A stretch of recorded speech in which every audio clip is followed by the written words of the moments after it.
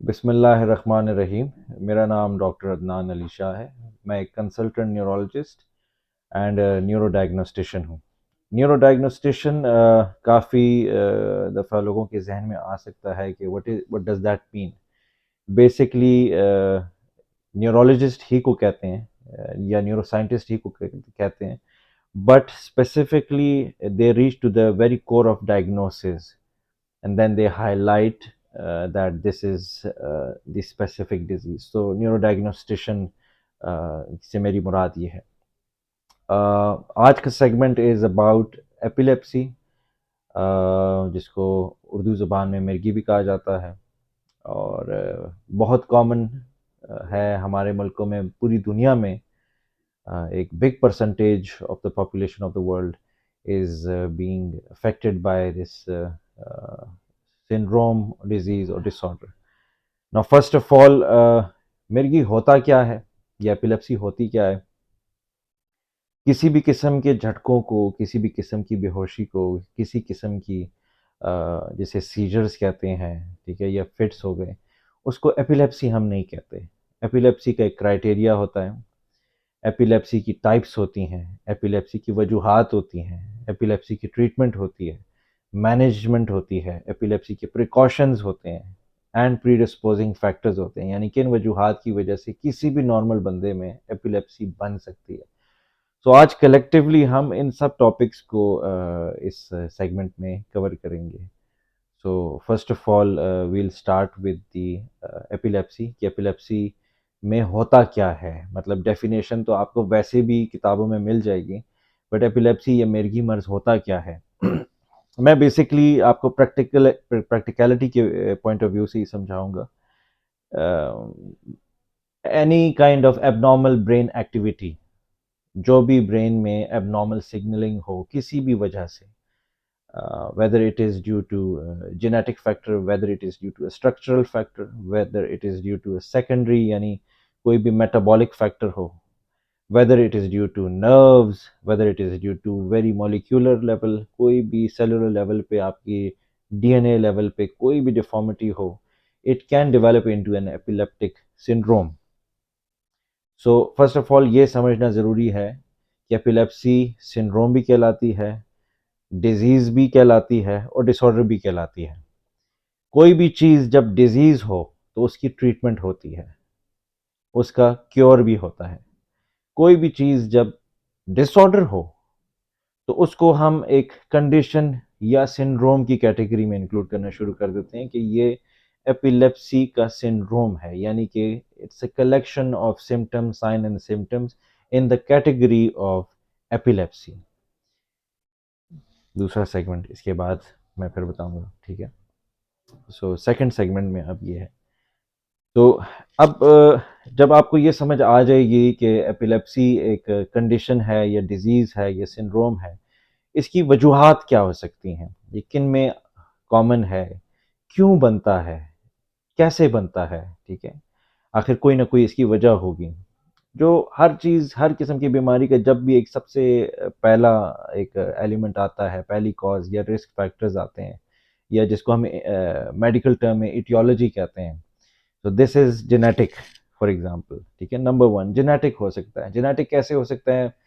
It can B inherited, father में थी, mother में थी, बच्चों में उसके चांसेस हो जाते हैं, ठीक है। ज़रूरी नहीं है कि हर बच्चे में हो।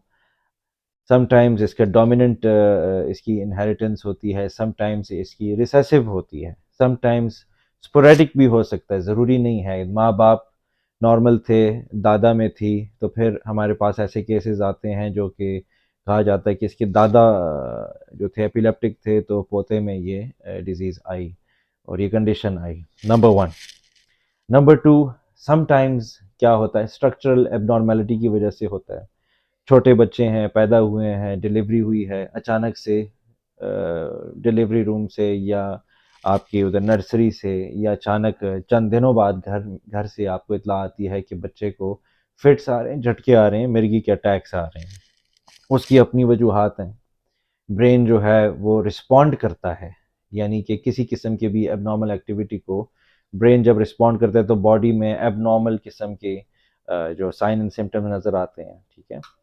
हाई फीवर हो गया बच्चों में, हाई बिलीरुबिन लेवल हो गया, फीब्राइल सीजर्स जिसको कहा जाता है, वो with the passage of time, ये एक लंबी इस पे एक वो डिस्कशन की जा सकती है। With the passage of time febrile seizures जिनको हम कहते हैं वो ख़त्म हो जाते हैं। सो इसके इससे घबराना नहीं होता। कुछ लोग हमारे पास आते हैं कि डॉक्टर साहब, हमारा बच्चा जब पैदा हुआ था तो उसमें ये झटकों का मर्ज़ था, और डॉक्टरों के लेबल्स में देखता हूँ उसमें फीब्राइल सीजर्स लिखा होता है, जिसका ताल्लुक बुखार से है या कोई भी ऐसी कंडीशन, इन्फेक्शन, डिलीवरी इटसेल्फ अगर अच्छे तरीके से हैंडल ना की जाए, या मदर की कंडीशन ड्यूरिंग डिलीवरी और ड्यूरिंग पोस्ट डिलीवरी भी आप कह लें, अगर कंडीशन अच्छी ना हो, so the infant, the new born can be affected, and the infection can again जिसे कहते हैं present itself as a seizure. वो डिसऑर्डर बनने में और उसको एपिलेप्सी कहना ये गलत है। मेरी आपको सबसे पहले ये एक वो थी। इसके अलावा कई मेटाबॉलिक डिस्टर्बेंसेस हैं, ठीक है।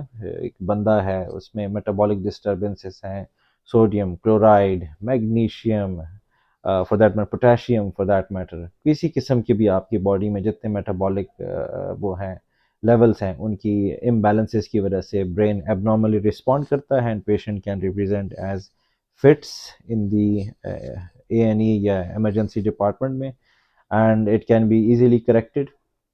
Thirdly, structural abnormality मैंने आपसे पहले भी बोला था, again secondary to any cause, sometimes some space occupying lesion जिसको हम मेडिकल टर्मिनोलॉजी में सम ट्यूमर्स हो गए, कोई और ब्रेन में वस्कुलर प्रॉब्लम्स हो गई, जैसे बच्चों में भी हो सकता है, टीन एज में भी हो सकता है, ओल्ड एज में भी हो सकता है।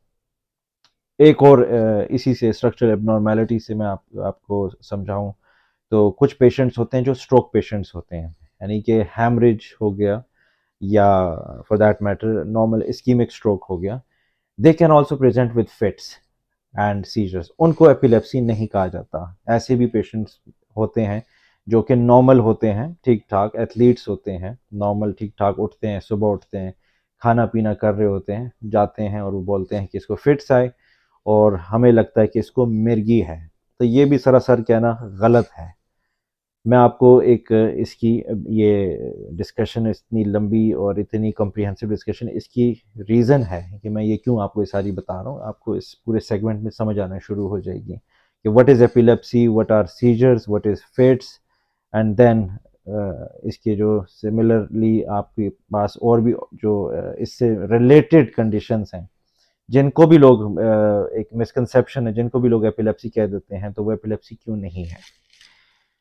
इसके अलावा कई और कॉजेज़ हैं जिसमें पेशेंट को, फॉर एग्ज़ाम्पल न्यूबॉर्न बेबी है, डिलीवरी इशू है, या हैंडीकैप्ड या स्पेशल चाइल्ड होते हैं, उनको एपिलेप्सी हो जाती है ड्यू टू दी एबनॉर्मल या दी एट्रोफी, हम उसको कहते हैं मेडिकल टर्म में, ड्यू टू दी लेस या decrease size of the brain.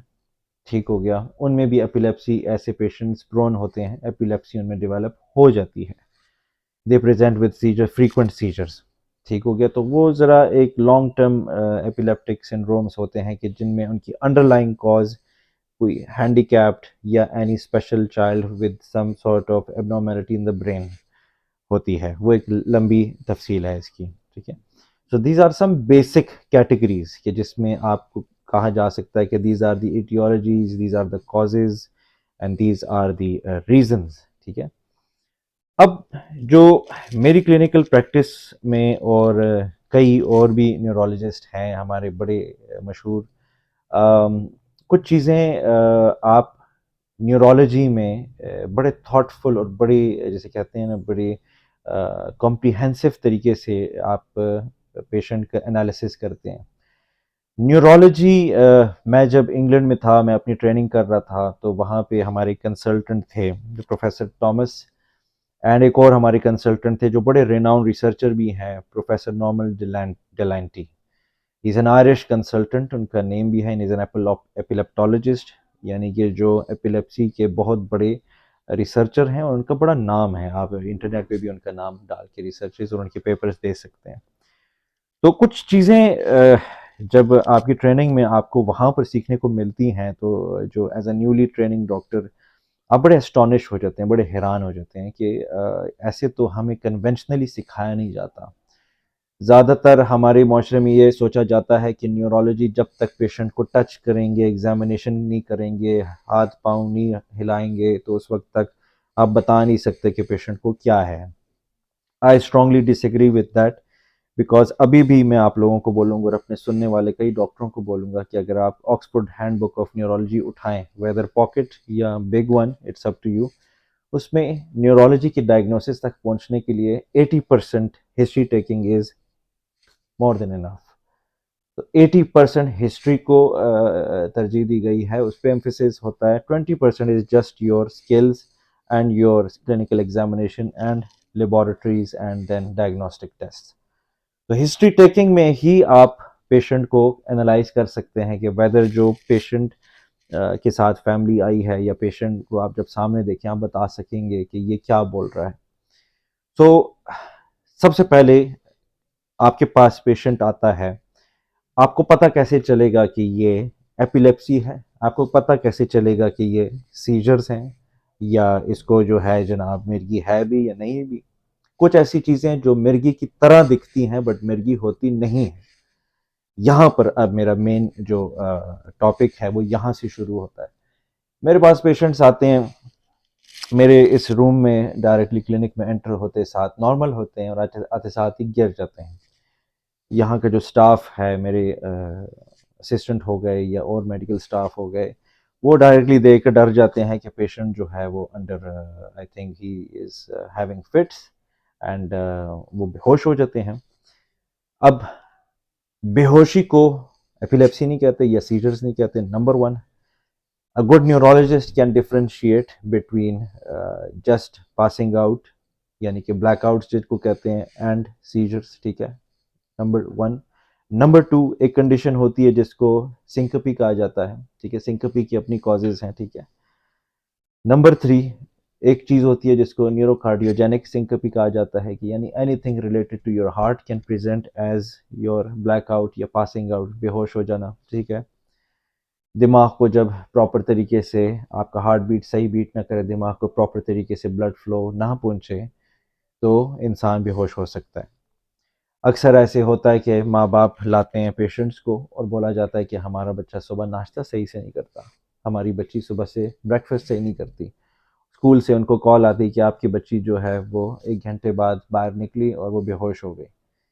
कई लोग, ठीक है, एक चीज़ होती है जैसे डिहाइड्रेशन कहते हैं, शुगर लेवल डाउन हो जाता है, लेकिन वो भी फिट से कम कभी कभार प्रेजेंट करते हैं। तो कुछ लोगों ने वीडियो बना के मुझे शो की होती है कि ये देखें ये मिर्गी का अटैक है। लेकिन ऐसे बच्चों को मैंने देखा है कि कई लोग, कई renowned doctors, renowned neurologist and neurosurgeons, they prescribe anti epileptics, heavy dose of anti epileptics, and for no reason, I found no reason for that, because हम सिंगल एपिसोड पे, अनदर इम्पॉर्टेंट पॉइंट, एक single episode of fits पे या scissor attack पे हम कभी भी tag नहीं करते कि ये एपिलेप्सी है। इसका एक क्राइटेरिया होता है, एक टाइमलाइन होता है, फ्रीक्वेंट एपिसोड्स चाहिए होते हैं आपको, एंड टाइप्स ऑफ प्रेजेंटेशंस आपको चाहिए होती है, तब कहीं जाके आप बोलते हैं कि आया ये फलानी फलानी फलानी टाइप की एपिलेप्सी है, ठीक है। एक और चीज़ होती है जिसको साइकोजेनिक एपिलेप्सी कहा जाता है। साइकोजेनिक नॉन एपिलेप्टिक अटैक्स होते हैं, कुछ चीज़ें होते हैं, डिसऑर्डर भी आजकल इसको इंक्लूड कर दिया गया है किताबों में, जिसमें पेशेंट अपने आप को जानबूझकर ऐसी चीज़ें सीख चुका होता है कि वो अपने आप को प्रेजेंट ऐसे करता है कि मुझे मिर्गी है, एबनॉर्मल पॉस्चरिंग करेगा, बेहोश हो जाएगा, फोर्सफुली आप उसकी आंखें खोलने की कोशिश करेंगे, जोर लगाएगा, ठीक है, वो होगा होश में, बेहोश नहीं हुआ होगा, और आपको लगेगा और कई डॉक्टरों से वो फिर किया आया होगा और उसको एंटी एपिलेप्टिक्स पे डाला होगा, ठीक है। That kind of patient has some sort of background psychological issues, domestic issues और some other thing going on in his mind और इन हिज और हर फैमिली।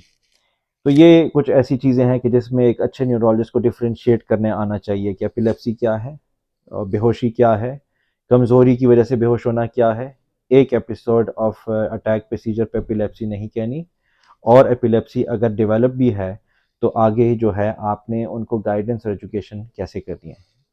अब हम इसकी फर्दर उस पे आएंगे कि अब इस्टेब्लिश हो जाता है जब कि ये एपिलेप्सी है, हमारे पास डायग्नोस्टिक टेस्ट क्या क्या होते हैं।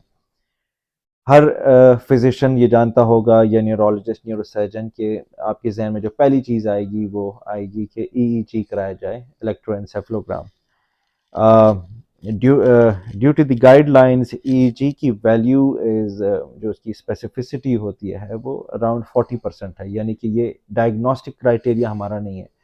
We just do it to observe the abnormal activity, the waves, specific kinds of waves, and we read the waves, and then we can pinpoint and highlight कि हाँ यहाँ यहाँ यानी कि ब्रेन का इस पार्ट में कोई abnormal activity है, तो probably this is a focal epilepsy या this is a sub type of that epilepsy। दूसरा ये है कि आप मेटाबॉलिक स्क्रीनिंग कराते हैं, ठीक है। तीसरा नॉर्मल ब्लड टेस्ट कराते हैं, ठीक हो गया। इन सब चीज़ों को आप देखते हैं, जवान बच्चा बूढ़ा जिसमें भी एपिलेप्सी की वो होते हैं। मेरे नज़दीक MRI is more specific. We should always go for MRI. We should always go for metabolic screen and blood test and history taking. Again, 80% मेरे देखने वाले अगर जो जूनियर डॉक्टर्स हैं या कोलीग्स हैं फॉर दैट मैटर या डिफरेंट फील्ड्स के अगर डॉक्टर्स हैं, तो उनको मेरी यही रिकमेंडेशन है कि आप अगर इस पे गौर करें तो history taking is far more enough. And history taking में एक पॉइंट मैं आपको यहाँ पर इम्पोर्टेंटली बता दूँ, फैमिली या जो उसका जो बेसिकली अटेंडेंट आए होते हैं, ठीक है, या विटनेस बेसिकली वो आपको बताएंगे एपिलेप्सी की कि इस पेशेंट को क्या हो रहा था, या वीडियो बना ली होगी या बता दिया होगा कि इसको मैंने देखा तो ये हो रहा था। तो कुछ अलामात मैंने स्टार्ट में शायद आप लोगों को नहीं बताया। अलामात में ये होता है कि जो एक किस्म होती है जिसे पार्शल सीजर कहते हैं, बंदा होश में है लेकिन उसका कोई बॉडी पार्ट हिल रहा है, झटके मार रहे हैं, he gets fine after a minute और 2 और मे बी 5। एक चीज़ होती है जिसे कॉम्प्लेक्स पार्शल सीजर कहते हैं कि जिसमें मिक्सचर ऑफ सिम्टम्स होते हैं, पेशेंट का कॉन्शियसनेस होगा नहीं होगा लेकिन मल्टीपल उसको सिम्टम्स हो। एक चीज़ होती है जैसे जनरलाइज सीजर, ग्रैंड माल एपिलेप्सी पहले कहा जाता था इसको, मैं अभी भी पुरानी टर्मिनोलॉजी यूज़ करूँगा, लेकिन जनरलाइज टोनिक क्लोनिक सीजर जिसे कहा जाता है, फुल ब्लोन एपिलेप्सी भी कहते हैं इसको। उसमें हेड टर्निंग होती है, पेशेंट का हेड एक साइड पे टर्न हो जाएगा, उसकी आइज़ अप रोल हो जाएंगी, उसका ओरल फेशो ओरल जो होगी उसकी आप ट्विचिंग देखेंगे, ठीक है, टंग बाइट उसका हो जाएगा, फ्रॉथिंग होगी, हाथ पाँव का टेढ़ा हो जाना, अकड़ जाना जिस्म का, ज़मीन पे गिर जाना, झटकों का आना। तो ये एक जनरलाइज्ड और it is the typical picture of seizure attack. तो ऐसे पेशेंट को हम जनरलाइज कैटेगरी में डालकर उसको अकॉर्डिंगली हम ट्रीट करते हैं। तो ये कुछ टाइप्स हैं, इसके अलावा कई और टाइप्स हैं, कई और सिंड्रोम्स हैं, वो you can find that in your book. हमारा सेगमेंट इतना नहीं होता कि जिसमें हम each and every epileptic syndrome को स्पेसिफिकली डिस्कस करें, ठीक है। आते हैं कि ट्रीटमेंट में बेसिकली यही है कि ट्रीटमेंट में आपके पास एंटी एपिलेप्टिक ड्रग्स हैं, हमारे पास मुख्तलिफ़ किस्म की हैं।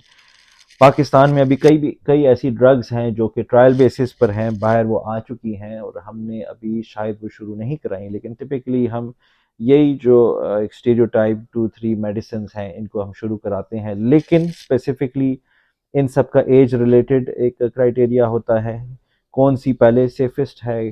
एडिटिव भी इसमें होती हैं कि ये कॉम्बिनेशन थेरेपी भी हम अक्सर कराते हैं।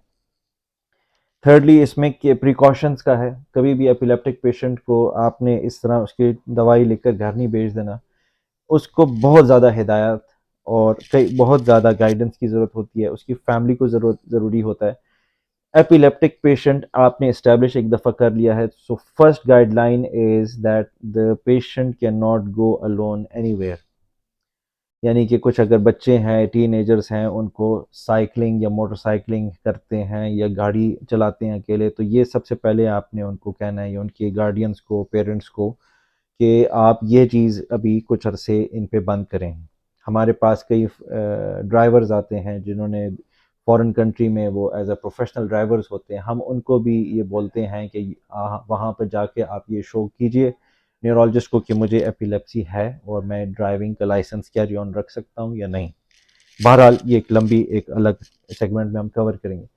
तीसरा ये है कि जब आपने उनको बता दिया, आप ऐसे पेशेंट को कभी अकेला ज़्यादातर ना छोड़ें, वॉशरूम्स में भी मेरी गाइडेंस यही होगी कि असिस्टेड तरीके से उनको क्योंकि अक्सर जो हमारे पास इंजरीज आती हैं पेशेंट्स की, वो सिर्फ टंग बाइट की नहीं आती, वो यही आती कभी सर पे चोट आ जाना, हाथ पाँव का गलती से टूट जाना, ज़ख्म आ जाना कहीं भी। तो ये है कि हमारे पास ऐसे तो प्रिकॉशंस बड़े इंपॉर्टेंट है, यहाँ तक कि ये जो आपकी मोबाइल स्क्रीनिंग है, स्क्रीन टाइम या any sparkling lights, red blue green white yellow, इन लाइट्स को डायरेक्ट देखने से रोका जाता है एपिलेप्टिक पेशेंट्स को, ठीक है। तो ये एक वो बेसिक प्रिकॉशंस हैं।